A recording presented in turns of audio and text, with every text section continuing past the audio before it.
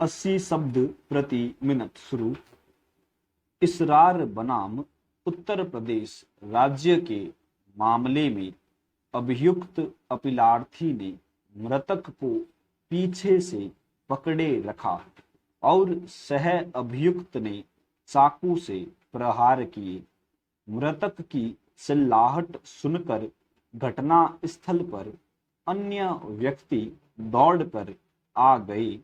इनके हस्तक्षेप करने पर अभियुक्त व्यक्ति चाकू प्रदर्शित करते हुए भाग गए। आहत को अस्पताल ले जाया गया। वहां उसका मृत्युकालिक कथन कार्यपालक मजिस्ट्रेट द्वारा अभिलिखित किया गया। उच्चतम न्यायालय ने अभी निर्धारित किया कि प्रत्यक्षदर्शी साक्षियों की साक्ष्य विश्वसनीय तथा अवलंबनीय है। उनकी साक्ष्य को इस आधार पर त्यक्त नहीं किया जा सकता है कि वे मृतक के मित्र अथवा रिश्तेदार हैं।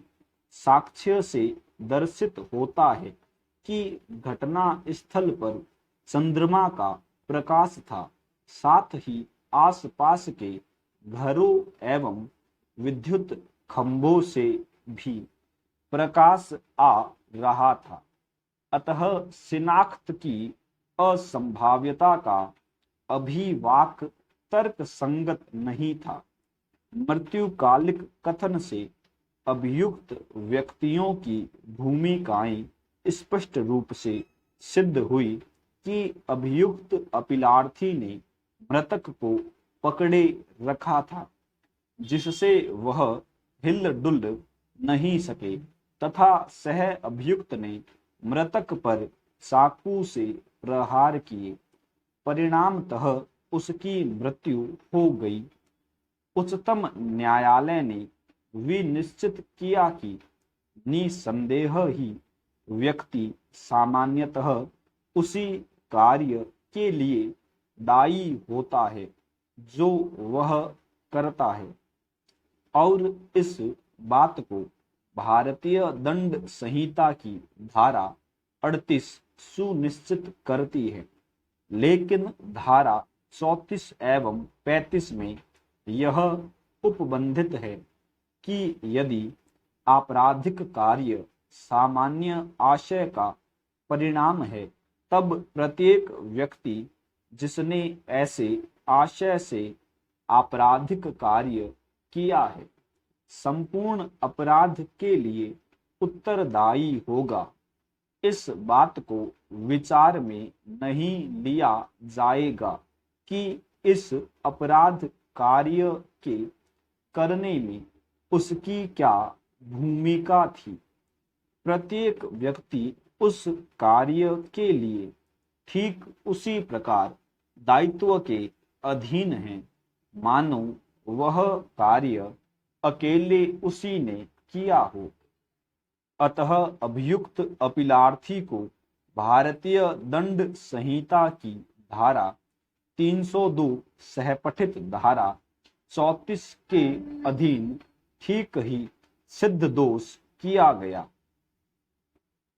नित्या सेन बनाम पश्चिम बंगाल राज्य के प्रकरण में 4 अभियुक्तों में से 2 ने तलवारों से तथा 2 ने लाठियों से एक व्यक्ति पर इस प्रकार प्रहार किए कि जिसके परिणाम स्वरूप उस व्यक्ति की मृत्यु हो सकती थी, परंतु उसे केवल चोटें ही आई। इस मामले में उच्चतम न्यायालय ने विनिश्चित किया कि सभी अभियुक्तों की धारा 323/34 के अंतर्गत दोष सिद्धि वैध है, परंतु यदि उनकी दोष सिद्धि भारतीय दंड संहिता की धारा 307/34 के अंतर्गत हत्या के प्रयास के अपराध के लिए होती, तो उस दशा में यह साबित करने का भार लाठीधारी अभियुक्तों पर होता कि उनका आशय केवल चोट पहुंचाना था, न कि हत्या कारित करने का। धारा 34 के संदर्भ में सुरेश एवं अन्य बनाम सुरेश के वाद के साथ निर्णित उत्तर प्रदेश राज्य बनाम पावित्री देवी के प्रकरण का उल्लेख करना भी समीचीन होगा। अभियुक्त पवित्री देवी के पति तथा भाई के साथ किसी रमेश नामक व्यक्ति का जमीन के बारे में कोई विवाद था। घटना के दिन मध्य रात्रि को अभियुक्ता के पति तथा भाई ने रमेश, उसकी पत्नी एवं बच्चों की कुल्हाड़ी से वार करके हत्या कर दी तथा वे यह दुष्कृत्य करके सड़क पर खड़े थे। उसी समय अभियुक्ता पवित्री देवी भी इन अपराधियों के पास सड़क पर बिना कोई कृत्य किए चुपचाप खड़ी देखी गई। सेशन न्यायालय ने अभियुक्ता को उसके पति एवं भाई के साथ हत्या के आरोप में सिद्ध दोष करते हुए निर्णय दिया कि वह धारा 34 के अधीन सामान्य आशय रखते हुए हत्या के कार्य में हत्यारों की सहभागी भी थी। इस निर्णय के विरुद्ध पवित्री बाई तथा उच्च न्यायालय में यह अपील दायर की गई।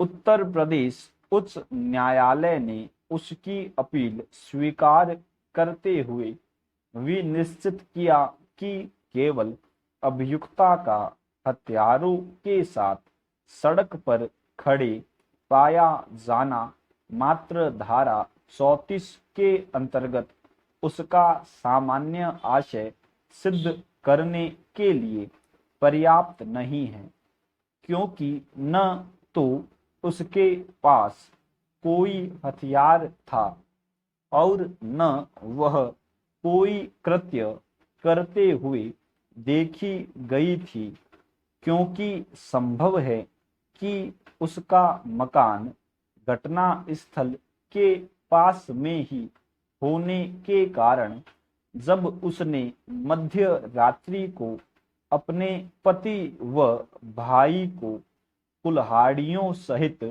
बाहर निकलते देखा तो कौतूहलवश यह देखने के लिए कि वे कहाँ जा रहे हैं, उनके पीछे चलकर सड़क पर आ पहुंची हो। स्टॉप।